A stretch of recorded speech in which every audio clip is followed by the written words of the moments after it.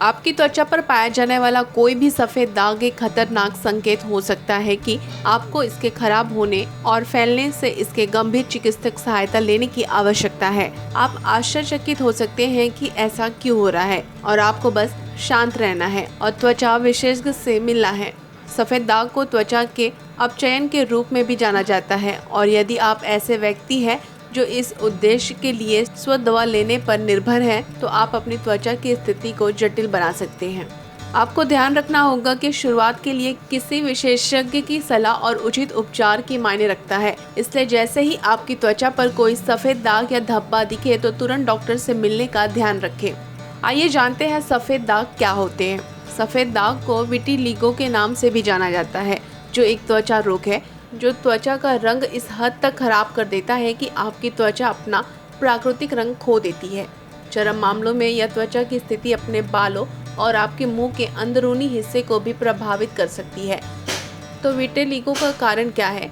खैर, आपकी त्वचा और बालों में मेलानिन होता है और जब मेलानिन का उत्पादन नहीं होता तो आप स्पष्ट रूप से विटिलिगो से पीड़ित हो सकते हैं। यह गहरे रंग के लोगों पर अधिक घातक प्रतीत हो सकता है। इसके अलावा यह बीमारी संक्रामक नहीं है, लेकिन यह सार्वजनिक रूप से आपके आत्मविश्वास को कम कर सकती है और जबरदस्त तनाव का कारण भी बन सकती है। त्वचा के इस मलिन किरण से पीड़ित लोगों के बारे में सबसे बुरी बात यह है कि इससे व्यक्ति उदास महसूस करता है और यह सोच ही अन्य मानसिक विकारों का कारण बनती है। विटिलिगो के उपचार में प्रभावित त्वचा का रंग बहाल करना शामिल है, लेकिन यह किसी भी तरह से त्वचा के रंग के निरंतर नुकसान को नहीं रोक सकता।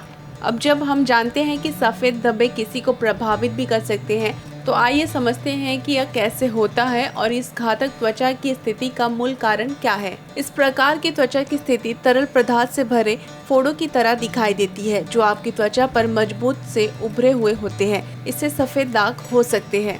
यह त्वचा की स्थिति है जो लाल दिखाई देती है और लाल धब्बों के कारण बनती है। यह आपके हाथ, पैर, कोहनी, पलके, कलाई और घुटनों को प्रभावित करती है। पिटीरियासिस अल्बा यह एक त्वचा की स्थिति है जो आमतौर पर 1 से 3 वर्ष की आयु के बच्चे को प्रभावित करती है। यह आमतौर पर चेहरे पर दिखाई दे सकता है, जो लालिमा, खुजली और सफ़ेद धब्बे के कारण बनता है। भले ही यह त्वचा की स्थिति ठीक हो जाए, लेकिन यह आपकी त्वचा पर बहुत सारे सफ़ेद दाग निशान छोड़ जाती है, जो संभावित रूप से सफ़ेद धब्बे का कारण बनती है। विटिलिगो आमतौर पर दिखाई देने वाले सामान्य सफ़ेद दागों को विटिलिगो कहा जाता है, जो किसी व्यक्ति के चेहरे या शरीर के किसी भी हिस्से को प्रभावित कर सकते हैं। आमतौर पर पिगमेंटेशन कोशिकाओं की मृत्यु के कारण होता है, हालांकि यह सफ़ेद दाग का मुख्य कारण है। सनस्पॉट ये सफ़ेद धब्बे होते हैं जिनमें आपकी त्वचा आपका रंग खो देती है। त्वचा का रंग खराब होने का मुख्य कारण पिगमेंटेशन संबंधित समस्याएं होती है। आमतौर पर आपके पैरों पर दिखाई देती है और धीरे धीरे आपके बाहों पर दिखाई देने लगती है और फिर आपकी पीठ के ऊपरी हिस्सों तक पहुंच जाती है। यदि आप लंबे समय तक सूरज के संपर्क में रहते हैं तो आपको इस त्वचा की स्थिति का खतरा हो सकता है। इस प्रकार की त्वचा की स्थिति वंशानुगत समस्याओं के कारण भी हो सकते हैं। आइए जानते हैं सफ़ेद दाग के लिए घरेलू उपचार।